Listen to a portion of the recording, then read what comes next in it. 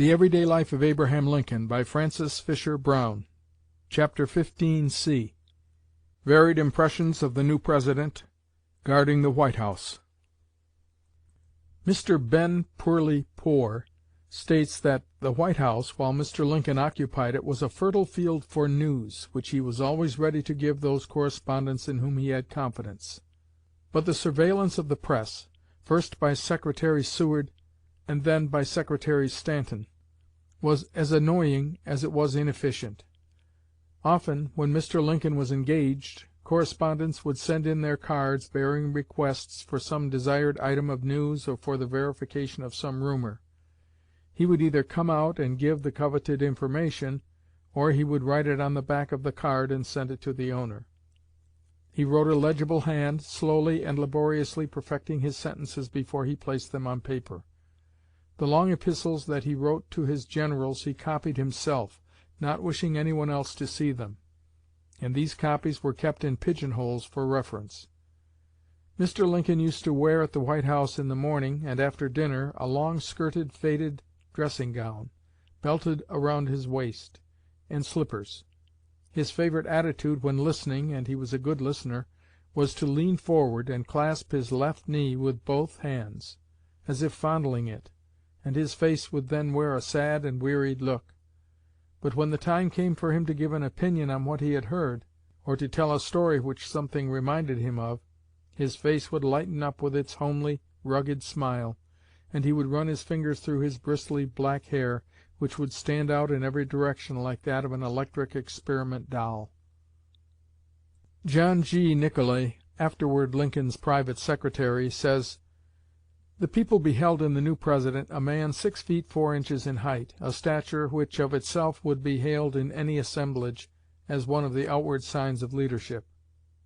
Joined to this was a spare but muscular frame, and large, strongly marked features corresponding to his unusual stature.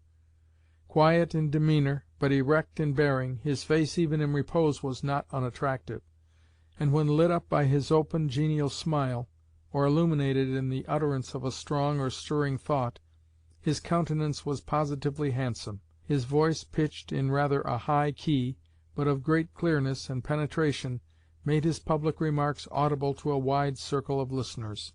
Henry Champion Deming says of Lincoln's appearance at this time, "Conceive a tall and giant figure, more than 6 feet in height, not only unencumbered with superfluous flesh, but reduced to the minimum working standard of cord and sinew and muscle, strong and indurated by exposure and toil, with legs and arms long and attenuated, but not disproportionately to the long and attenuated trunk, in posture and carriage not ungraceful, but with the grace of unstudied and careless ease, rather than of cultivated airs and high-bred pretensions. His dress is uniformly of black throughout, and would attract but little attention in a well-dressed circle if it hung less loosely upon him, and if the ample white shirt collar were not turned over his cravat in Western style. The face that surmounts this figure is half Roman and half Indian, bronzed by climate, furrowed by life struggles, seamed with humor. The head is massive, and covered with dark, thick, and unmanageable hair. The brow is wide and well developed, the nose large and fleshy, the lips full, cheeks thin and drawn down in strong, corded lines, which but for the wiry whiskers would disclose the machinery which moves the broad jaw. The eyes are dark gray, sunk in deep sockets, but bright, soft, and beautiful in expression, sometimes lost and half abstracted, as if their glance was reversed and turned inward, or as if the soul which lighted them was far away. The teeth are white and regular, and it is only when a smile, radiant, captivating, and winning as was ever given to mortal, transfigures the plain countenance, that you begin to realize that it is not impossible for artists to admire and women to love it. Mr. John Bigelow, who was appointed consul to Paris in 1861 and was afterwards minister to France, describes in his Retrospections of an Active Life his first visit to Lincoln and the impressions gained by him at that early period in Lincoln's official career. "The day following my arrival in Washington, Preston King, Senator from New York, invited me to go with him to be presented to President Lincoln, an invitation which of course I embraced with alacrity. for as yet I had not met him, and knew him only by his famous senatorial campaign against Douglas in Illinois, and the masterly address which he delivered at the Cooper Institute shortly before his nomination in New York. The new President received us in his private room at an early hour of the morning. Another gentleman was with him at the time, a member of the Senate, I believe. We were with him from a half to three-quarters of an hour. The conversation, in which I took little or no part, turned upon the operations in the field. I observed no sign of weakness in anything the President said. Neither did I hear anything that particularly impressed me, which, under the circumstances, was not surprising. What did impress me, however, was what I can only describe as a certain lack of sovereignty. He seemed to me, nor was it in the least strange that he did, like a man utterly unconscious of the space which the President of the United States occupied that day in the history of the human race, and of the vast power for the exercise of which he had become personally responsible. This impression was strengthened by Mr. Lincoln's modest habit of disclaiming knowledge of affairs and familiarity with duties, and frequent avowals of ignorance, which, even where it exists, it is as well for a captain as far as possible to conceal from the public. The authority of an executive officer largely consists in what his constituents think it is. Up to that time Mr. Lincoln had had few opportunities of showing the nation the qualities which won all hearts and made him one of the most conspicuous and enduring historic characters of the century. Some uncommonly vivid first impressions of Lincoln are given in the journals of Ralph Waldo Emerson, who early in February of 1862 made a visit to Washington for the purpose of delivering a lecture before the Smithsonian Institution, a lecture which Lincoln is said to have attended. A day or two afterwards Emerson was taken by Senator Sumner of Massachusetts to call at the White House. "The President impressed me," says Emerson, "more favorably than I had hoped.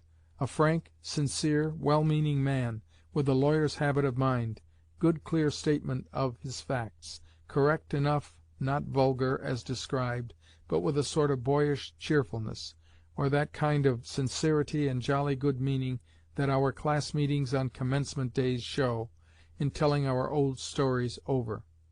When he has made his remark, he looks up at you with great satisfaction, and shows all his white teeth, and laughs. When I was introduced to him, he said, 'Oh, Mr. Emerson, I once heard you say in a lecture that a Kentuckian seems to say by his air and manners, "Here am I. If you don't like me, the worse for you."' The point of this, of course, is that Lincoln was himself a Kentuckian. A day or two later Emerson again called on the President, this time in the company of Secretary Seward. It being Sunday evening, Seward asked the President if he had been to church, to which the latter answered that he had not, that he had been reading, for the first time, Senator Sumner's speech in the Senate on the Trent affair. This was followed by some general conversation on the Trent affair, in which the President expressed his gratification at the friendly attitude taken in the matter by France and Spain. Private Secretary Hay thus writes of Lincoln's character and disposition: "All agree that the most marked characteristic of Mr. Lincoln's manners was his simplicity and artlessness. This immediately impressed itself upon the observation of those who met him for the first time, and each successive interview deepened the impression. People seemed delighted to find in the ruler of the nation freedom from pomposity and affectation, mingled with a certain simple dignity which never forsook him. Though oppressed with the weight of responsibility resting upon him as President of the United States, he shrank from assuming any of the honors, or even the titles, of the position." After years of intimate acquaintance with Mr. Lincoln, the writer cannot now recall a single instance in which he spoke of himself as President, or used that title for himself except when acting in an official capacity. He always spoke of his position and office vaguely, as "this place," "here," or other modest phrase.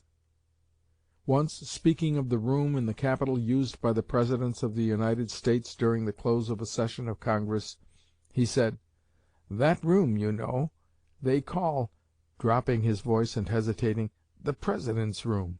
To an intimate friend who addressed him always by his own proper title, he said, "Now call me Lincoln, and I'll promise not to tell of the breach of etiquette, if you won't, and I shall have a resting spell from Mr. President." With all his simplicity and unacquaintance with courtly manners, his native dignity never forsook him in the presence of critical, polished strangers, but mixed with his angularities and bonhomie was something which spoke the fine fibre of the man, and while his sovereign disregard of courtly conventionalities was somewhat ludicrous, his native sweetness and straightforwardness of manner served to disarm criticism and impress the visitor that he was before a man pure, self-poised, collected, and strong in unconscious strength.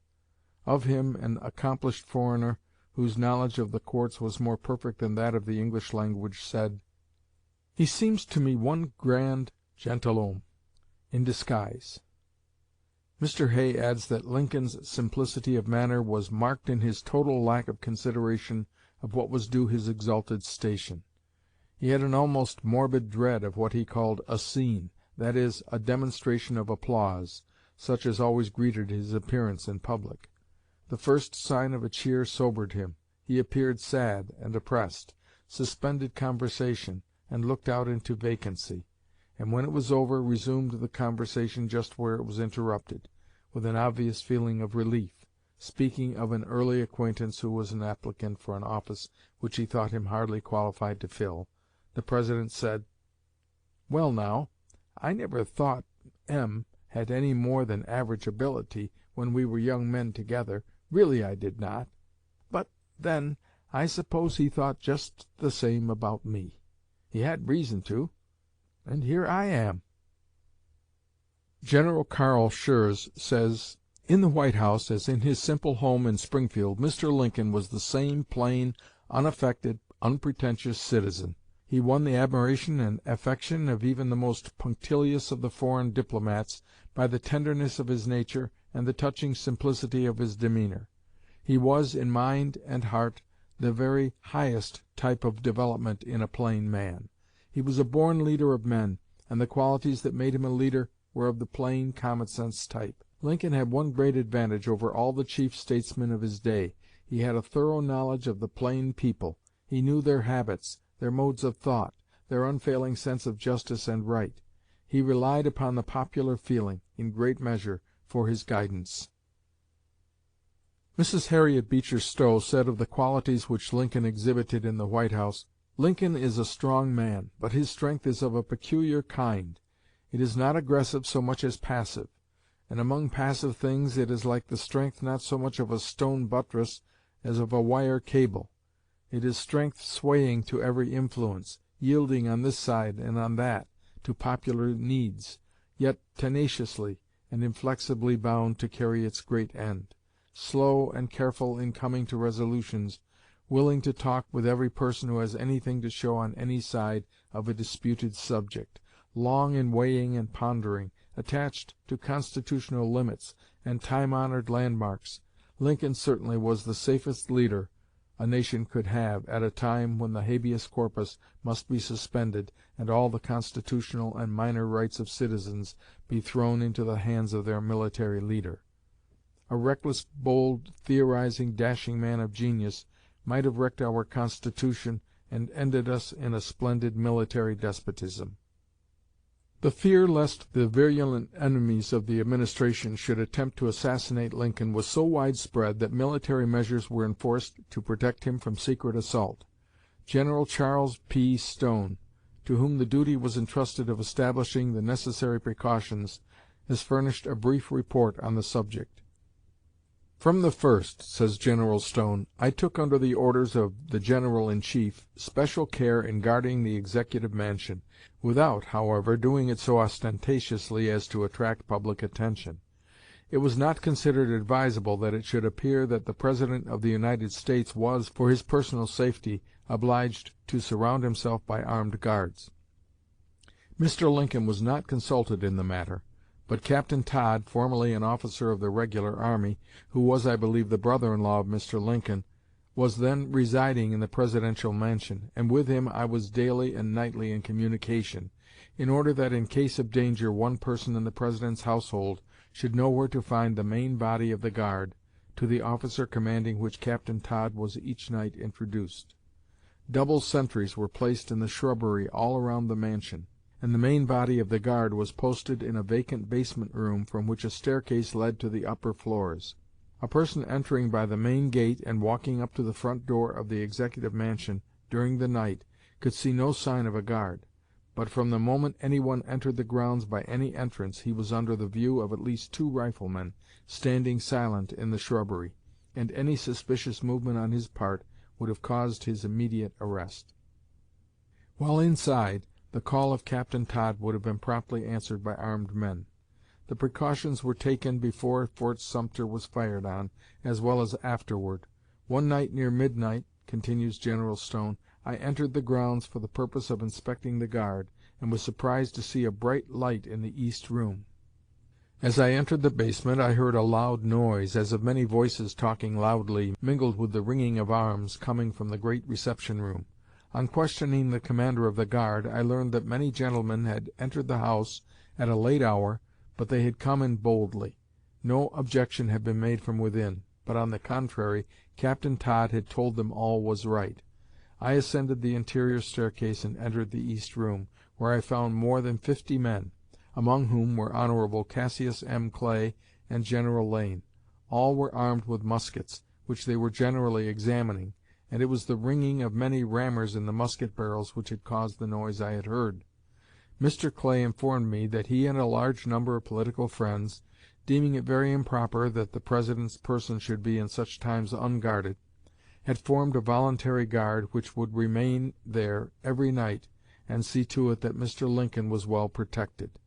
I applauded the good spirit exhibited, but did not, however, cease the posting of the outside guards, nor the nightly inspections myself as before, until the time came when others than myself became responsible for the safety of the President. It is stated that Lincoln had an almost morbid dislike to an escort or guard, and daily exposed himself to the deadly aim of an assassin. To the remonstrances of friends who feared his constant exposure to danger, he had but one answer: "If they kill me, the next man will be just as bad for them.